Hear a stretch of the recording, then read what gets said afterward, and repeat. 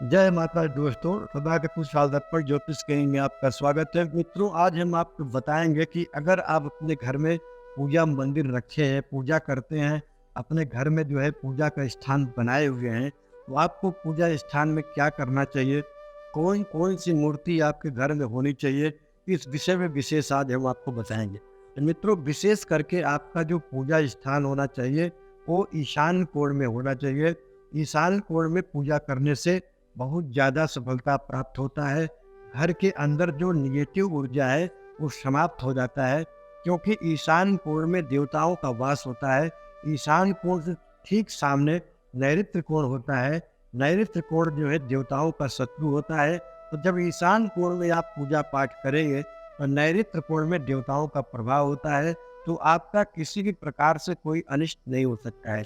इसके साथ साथ आपका जो पूजा रूम है उसमें जो है किस देवता का पूजा करना चाहिए, कौन से देवता का आराधना करने से आपको विशेष लाभ होगा, इस विषय पर हम आपको चर्चा करेंगे।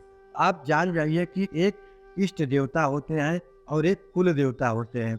तो जो आपके कुल देवता है वो स्थिर है, वो आपके पूरे परिवार को, पूरे परिवार वालों को, परिवार के पूरे सदस्यों को जो है कुल देवता का पूजा करना पड़ेगा।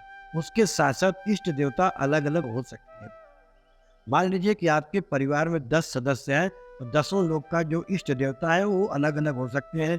किसी के दुर्गा हो सकते हैं, किसी के हनुमान जी हो सकते हैं, किसी को शिव हो सकते हैं, किसी को विष्णु हो सकते हैं, किसी के गणपति हो सकते हैं, किसी के सूर्य हो सकते हैं।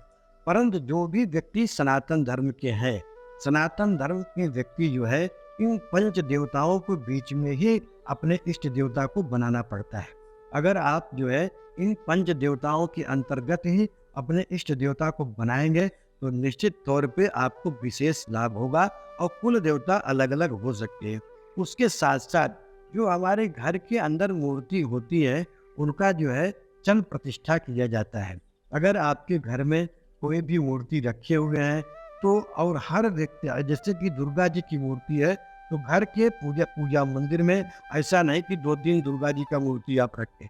ऐसा आप करेंगे तो आपको फल की प्राप्ति नहीं होगा। आप एक ही मूर्ति रखें दुर्गा जी का, उसके साथ साथ और अगर किसी देवता का आप रखते हैं तो रख सकते हैं, परंतु हर देवता का एक ही मूर्ति होना चाहिए। उसके साथ साथ जो आपके इष्ट देवता है, जिनके ऊपर आपकी प्रगाढ़, आपके श्रद्धा विश्वास ज़्यादा है, उनका विशेष आपको पूजन करना चाहिए।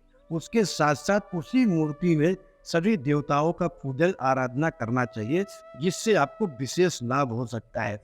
अगर आपके पूजा मंदिर में 2 शंख हैं तो आप 2 शंख में से एक शंख को ही रखिए और एक को हटा दीजिए। अगर आपके पूजा मंदिर में 2 घंटी है तो घंटी भी आप हटा दीजिए।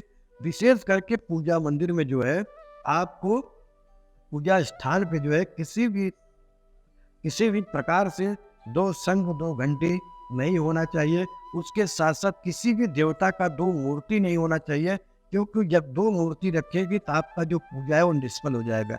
इसके साथ साथ आप जो है अपने से जो है दाहिने, मतलब अपने से दाहिने जो है शंख को रखिए, अपने से बाएं जो है घंटी को रखिए। अगर आप जो है घी का जोत जलाते हैं परमात्मा के लिए, माता के लिए, तो अपने से बाएं जलाएं।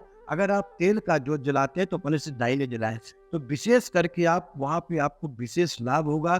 और जो आपके देवता हैं वो जागृत अवस्था में रहेंगे। और आपके जो किसी भी प्रकार से अगर आपके घर के अंदर वास्तु दोष होगा वो समाप्त हो जाएगा, और घर के अंदर किसी प्रकार से कोई कलह नहीं रहेगा। मान लीजिए कि आप काफ़ी दिन से पूजा पाठ कर रहे हैं और आपके घर के अंदर अशांति फैली हुई है, तो कोई न कोई कारण उसका जरूर हो सकता है। तो आप एक छोटा सा उपाय करें, ओम क्लीम, ओम क्लीम इस मंत्र को बोल लें।